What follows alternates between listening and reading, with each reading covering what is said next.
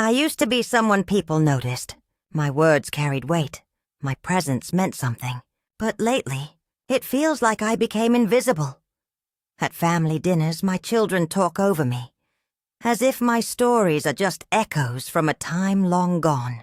When I walk into a room, conversations pause for a moment, then continue, without me. They do not mean to be cruel, but that is the thing about being forgotten. It never comes suddenly. It comes slowly, softly, like dust settling over a photo frame. At the grocery store, the young cashier calls me sweetheart, in that tone that makes kindness feel like pity. At church, the new volunteers move faster, speak louder, laugh brighter, and I stand there, a faded color among fresh paint. Sometimes, when I look in the mirror, I do not recognize the woman staring back. She looks tired, quiet, smaller than the one I remember. I am not angry, just aware that the world keeps spinning, faster every day, leaving people like me behind. But deep inside, something still stirs. A voice, faint but steady. It says, "You are not done yet." The days pass quietly now. The phone used to ring every evening. My daughter checking in. My son asking about his favorite recipe. My old friends sharing bits of gossip. But now, silence is the guest that never leaves. Sometimes I sit by the window and watch the neighborhood come alive. Children laugh as they chase a ball down the street. Young couples walk their dogs, their voices full of plans and dreams. I used to sound like that once, certain that the best was yet to come. Now I just listen.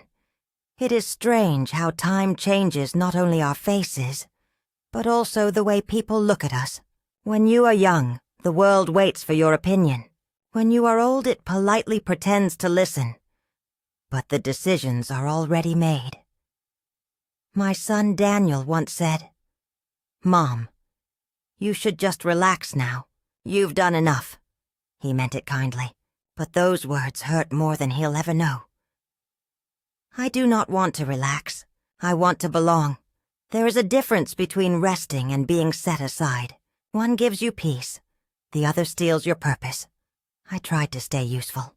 I offered to babysit the grandkids, but my daughter said they have their own routine. I baked cookies, but they said, "Mom, you shouldn't work so hard." Every gesture of love was gently refused, and slowly, I stopped trying. At night, I find myself replaying old moments. Birthdays, laughter, the sound of little feet running through the hallways. I remember when my hands were always busy, fixing, sewing, comforting. Now they just rest on my lap, waiting for something to hold. Once, I overheard my granddaughter whisper to her friend, "Grandma talks a lot about the past." I smiled, pretending not to hear, but her words settled deep inside me. The past is all I have that still listens. But in that silence, something strange happens.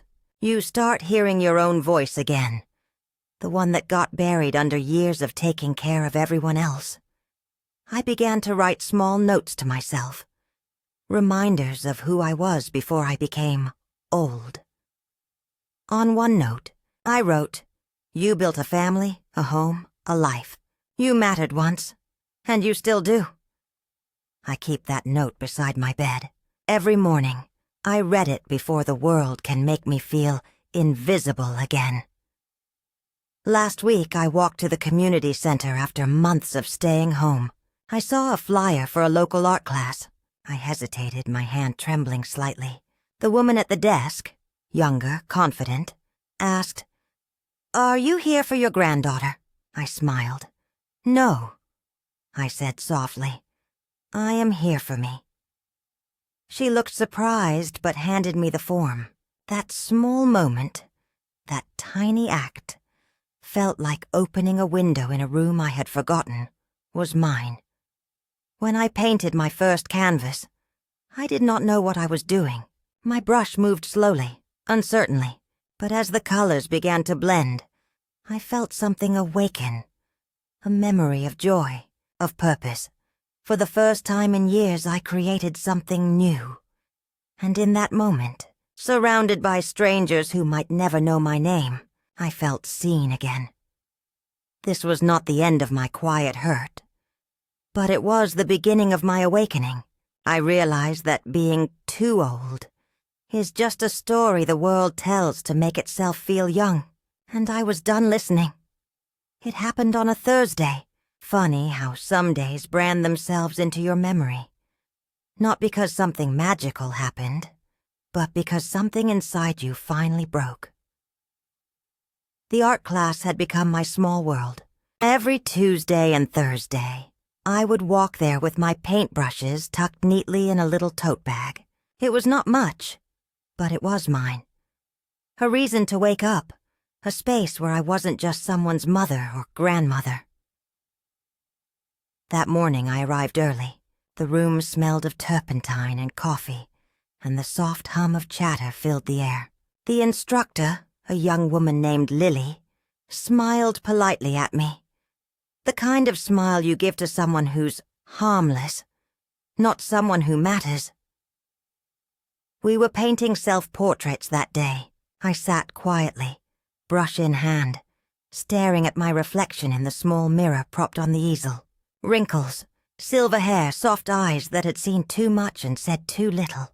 I didn't want to paint myself as old. I wanted to paint the woman I still felt inside. But before I could start, a group of women at the back began whispering.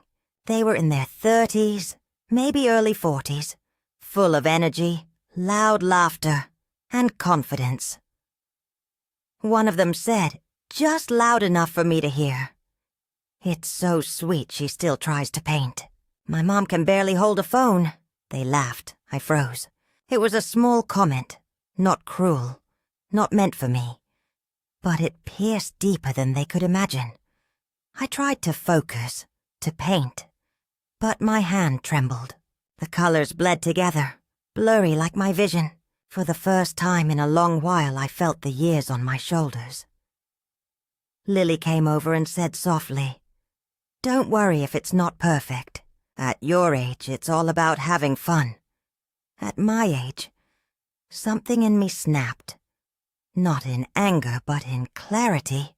For years, people had wrapped their condescension in kindness, and I had smiled politely, grateful for crumbs of respect. But that day, standing there with a brush dripping blue paint, I realized I had been asking for permission to exist in a world that had quietly moved on without me. I did not finish the painting. I packed my things, thanked Lily, and walked out. The cold air hit my face, sharp and real. For a moment, I just stood there on the sidewalk, breathing, and it felt like the first real breath I had taken in years. I walked for a long time, past the bakery where Daniel used to buy my favorite rolls, past the park where I once took the kids. Every corner held a memory of someone I used to be.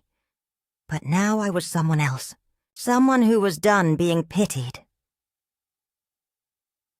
That evening I made tea and sat by the window again, the same spot where I used to feel invisible. But this time, my thoughts were louder than the silence. If they see me as weak, I thought, then I will show them what strength really looks like. The next morning, I went online, something I rarely did, and searched for local volunteer programs. I found one that needed help organizing food drives for the elderly. It made me smile. The elderly. I clicked apply. 2 days later, I got a call. The woman on the phone sounded hesitant. "Are you sure you're up for the physical work? It can be tiring." I smiled. "I've been tired for years," I said. But that never stopped me before. And so, I began again. The first day at the center, I wore my most comfortable cardigan and carried a notebook. The volunteers were mostly young. Students, office workers, people with busy schedules and louder voices.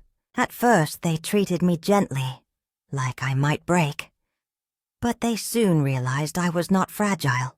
I could lift boxes, organize supplies, and calm down frustrated visitors with a single look. One afternoon, when a shipment was delayed, everyone panicked. I quietly took charge, made a few calls, arranged for backups, and by evening, the shelves were full again. The manager, a woman half my age, looked at me and said, half in awe, "I don't know how you did that." I smiled. "Experience," I replied. "Something you earn with time, if you're lucky." That night, for the first time in a long while, I slept peacefully. The next morning I woke up early, made coffee, and opened my little journal, the one filled with those notes I had been writing to myself. I wrote a new one. They said I was too old to matter. They were wrong. And beneath it I added, "Real strength doesn't fade. It waits. Until the world finally remembers to look." As I put down the pen, I caught my reflection in the window. The woman looking back at me was older, yes. But she looked alive. And that was enough. This was the moment that changed everything. The quiet decision to stop living small. Because strength, I realized, is not about shouting. It's about showing up, again and again, until the world can no longer ignore you. The change didn't happen overnight. It started small, like sunlight slowly creeping into a dark room after a long night. Each day at the volunteer center, I learned something new about myself. I was stronger than I thought, sharper than I remembered, and far more capable than the world had ever given me credit for. At first, I just wanted to help, but soon the work became my passion. Organizing food drives, mentoring young volunteers, keeping the books. It all gave me a sense of purpose I hadn't felt in years. One day, a young volunteer named Jenna came to me with a problem. She was in tears because a local sponsor had pulled out, and it meant that 50 families might not receive their food packages that month. The younger volunteers panicked, talking about online campaigns and fundraising apps. I listened quietly, then said, "Sometimes the best solutions come from people, not screens." They looked confused, but I smiled and picked up the phone. For the next 2 hours, I called every contact I could think of. Old neighbors, retired teachers, a few people from the church. By the end of the day, we had more than enough donations. Jenna looked at me with wide eyes. "How did you do that?" I chuckled softly. "You just have to remember. People still care. They just need someone to remind them." That night, as I walked home, I felt something powerful stirring inside me. A quiet pride that I hadn't felt since my younger days. For so long I thought my time had passed. But maybe this was my time after all. 2 months later, the community center held a local event, Voices of Experience. It was meant to celebrate older volunteers who had made a difference. When they asked me to speak, my first instinct was to say no. Public speaking wasn't something I had ever done. But then I remembered how often I'd been told to stay quiet, to step aside, to let the younger ones handle it. So I said yes. The day of the event, I stood backstage holding my note cards, hands trembling slightly. Around me, the younger volunteers rushed about, adjusting decorations and sound checks. I could hear the murmur of the crowd outside. When my name was called, I walked onto the stage. The lights were bright, almost blinding, but I could feel the energy in the room. I began softly. They said I was too old to matter, but I realized something. Age doesn't take away your worth. It reveals it. The room grew quiet. I spoke about my journey, how I felt invisible after retirement, how I struggled to find meaning again, and how volunteering gave me back a reason to wake up each morning. "We all age," I said. "But that doesn't mean we fade. We become wiser, stronger, more grounded. The only thing that changes is how the world chooses to see us. and how we choose to see ourselves. When I finished, the crowd stood up and clapped, not a polite applause, a real one, full of emotion. Tears welled in my eyes. For the first time, I wasn't being pitied. I was being respected. After the event, people came up to me, young, old, men, women, all saying how my words inspired them. Jenna hugged me and whispered, "You made us all see things differently today." A week later, something unexpected happened. A journalist from a local newspaper reached out. She wanted to feature my story. A woman who proved that age is just a number.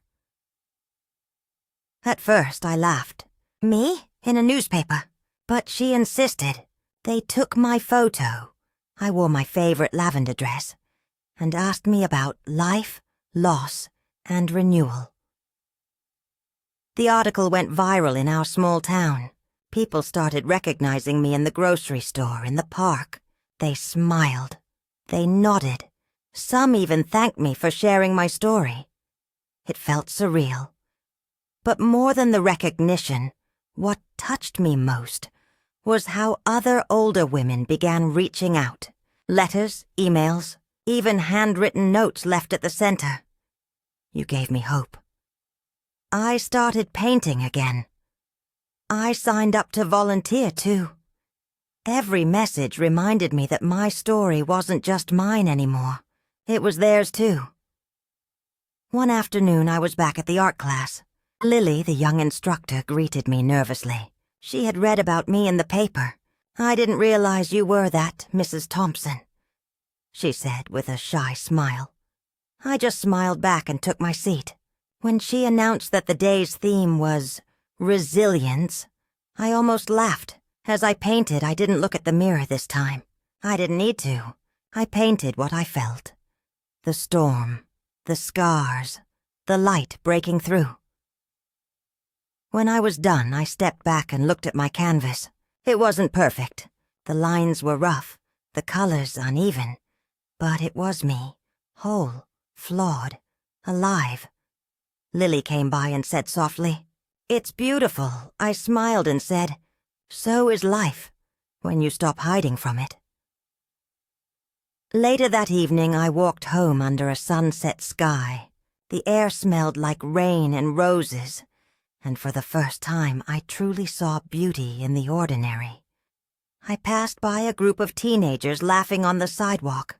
One of them accidentally bumped into me and quickly apologized. I smiled, telling him it was all right. He hesitated and said, "Hey, aren't you the lady from that newspaper article?" I nodded. He grinned. "You're awesome, ma'am. It was such a small thing, but it made my heart swell. Respect, kindness, acknowledgement. The very things I thought I'd lost forever were finding their way back to me." That night, as I sat by my window again, the same spot where this whole journey had begun, I opened my journal one more time. "They said I was too old to matter," I wrote. But maybe I was just getting started." The wind rustled the curtains, carrying in the sound of laughter from the street. I closed my eyes and smiled. This wasn't just a comeback. This was rebirth. It's funny how peace comes quietly. Not as a loud victory, but as a whisper in the heart. Months had passed since that speech, that newspaper article, and everything that followed. My life had changed.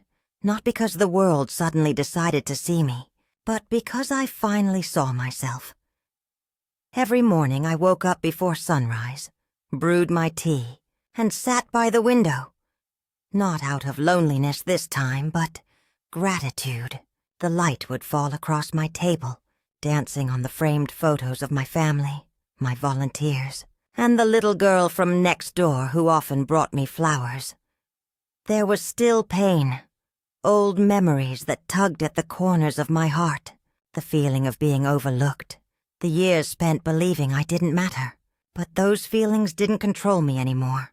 They were like scars, reminders of where I'd been, not chains holding me down. One day, the director of the community center stopped by. He smiled and said, Mrs. Thompson, we're naming a new program after you. The Evelyn Initiative. It'll support older adults finding new purposes after retirement." I was speechless. He handed me a small plaque with my name engraved in gold letters. For showing us that real strength has no age. For a long time I just stared at those words. Real strength. That's what this whole journey had been about, hadn't it? Not the kind of strength that shouts or fights to be seen, but the kind that endures, forgives, and rebuilds. Later that evening, I decided to visit the park where I used to take my children. The benches were new now, the trees taller. I sat under the same oak tree where I'd once tied my daughter's shoelaces and wiped her tears after her first fall. Life had come full circle. I could hear laughter, children running, their mothers calling after them. I smiled at the sound. It didn't make me sad anymore. Instead, I felt proud.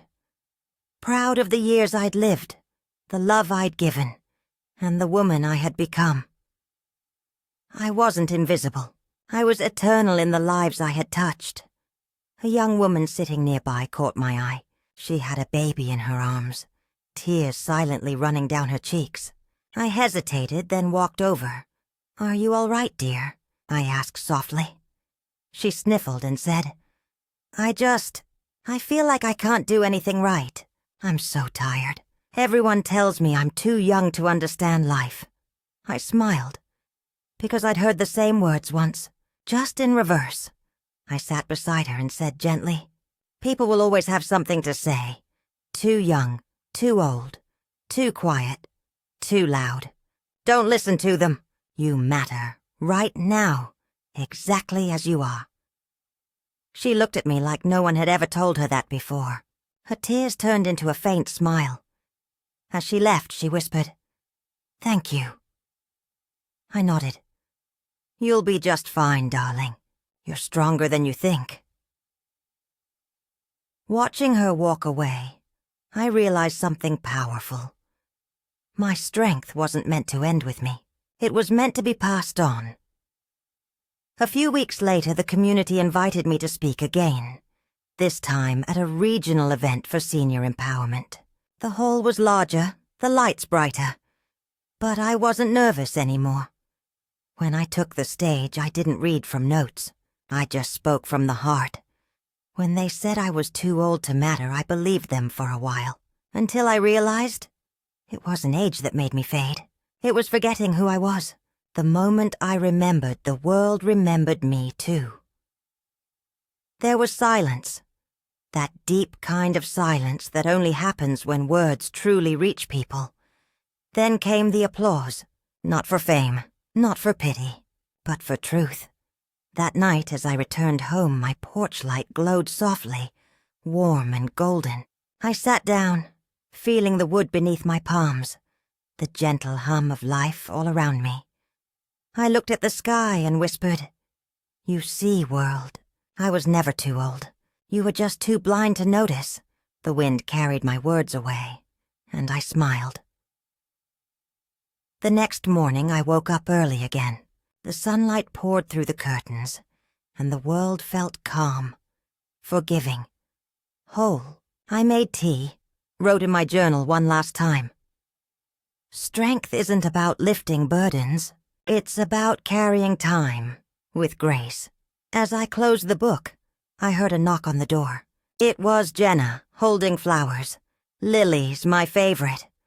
We're hosting an art exhibition," she said excitedly. "And we want to display your painting. The one about resilience." I laughed softly. "Oh, that messy thing?" She grinned. "That beautiful thing. It inspired us all." I couldn't say no. That evening, as I stood before my painting in the gallery, surrounded by people who now called me mentor, friend, inspiration, I realized my story wasn't about growing old. It was about growing real, and for the first time in years I felt completely seen, not as someone who used to be, but as someone who still is.